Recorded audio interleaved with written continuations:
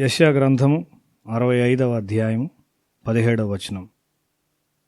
ఇదిగో, నేను క్రొత్త ఆకాశమును క్రొత్త భూమిని సృజించుచున్నాను, మునుపటివి మరువబడును, జ్ఞాపకమునకు రావు. క్రొత్త ఆకాశము మరియు క్రొత్త భూమి ఇచ్చేదనని దేవుడు ఒక గొప్ప వాగ్దానం ఇస్తూ ఉన్నాడు. నిత్యత్వములో అది జరుగును.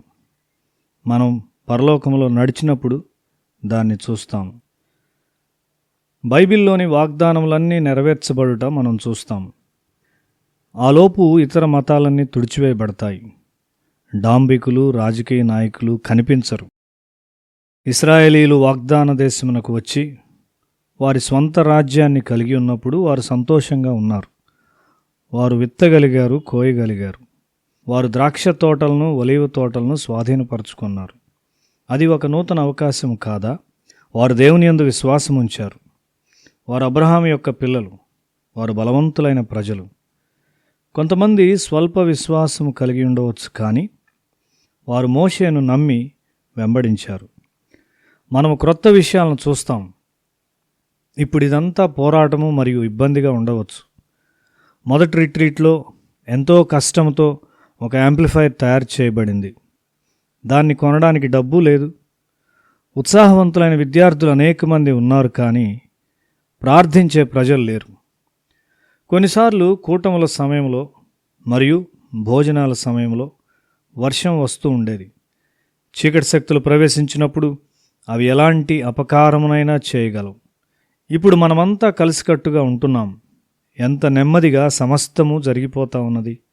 అది నీ యొక్క ప్రార్థన ఫలితమని నీవు ఎరుగుదువా? ప్రారంభ దినాల్లో మేము చాలా పోరాటాలు కలిగి ఉన్నాం, కానీ ఏదో విధంగా మేము నిర్వహించాం. విజయవాడలో 50 గజముల పొడవు, 30 గజముల వెడల్పు గల పందిర్ని ఏర్పాటు చేయండి అని మేము కోరాం. అక్కడ ఉన్న దేవుని సేవకుడు దానికి ఇష్టపడలేదు. అతని మనసులో తిరుగుబాటు చేశాడు. అది చాలా పెద్దది అని అనుకున్నాడు. తన ఇంటికి వెళ్ళినప్పుడు అతనికి కడుపు నొప్పి వచ్చింది. అతడు దేవుని యొద్ద విచారించినప్పుడు, నీవు నా సేవకుని అనుమానించావు అని దేవుడు చెప్పాడు. దేవుడు మనతో లేనట్లయితే మనం ఏమి చేయగలము? ఇప్పుడు నేను ఒక క్రొత్త ఆకాశాన్ని మరియు ఒక క్రొత్త భూమిని చూస్తున్నాను. అనేక మంది ప్రార్థించే మనుషులు ఉన్నారు. వారు మనల్ని అర్థం చేసుకోగలరు. అందరూ ఐక్యముగా ఉన్నట్లయితే ఎంత బలమైన కార్యాలు జరుగుతాయి. నీవు పాత రోజులను మర్చిపోతావు. క్రొత్త రోజులు మనకు వస్తాయి. మనం ఎంత గొప్ప కార్యాలను చూడగలమో మనకు తెలియదు. దేవుని నుండి గొప్ప వాటిని ఆశించు. నేను గతాన్ని గురించి ఆలోచించినప్పుడు ఎంతో కృతజ్ఞత కలిగి ఉంటాను. మొదటి రిట్రీట్ ఎంత బాగా జరిగింది. మేము ఆర్థికంగా బలముగా లేము, కానీ దేవుడు మనకు విశ్వాసం ఇచ్చాడు. మనం ప్రార్థించి ఐక్యత ఉన్నప్పుడు నూతన ఆకాశములు మరియు దూతలు వచ్చి మనకు సహాయం చేయడాన్ని చూస్తాం. క్రీస్తులో సహోదరులుగా ఉండుట ఎంత సంతోషకరమైన విషయం.